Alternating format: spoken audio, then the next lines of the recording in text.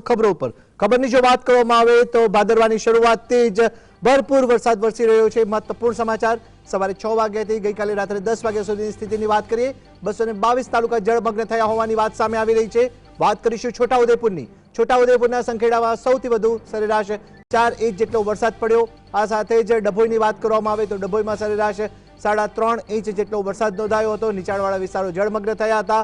મધ્ય ગુજરાત અને દક્ષિણ ગુજરાતમાં વરસાદી ઝાપટા અવિરત જોવા મળી રહ્યા છે।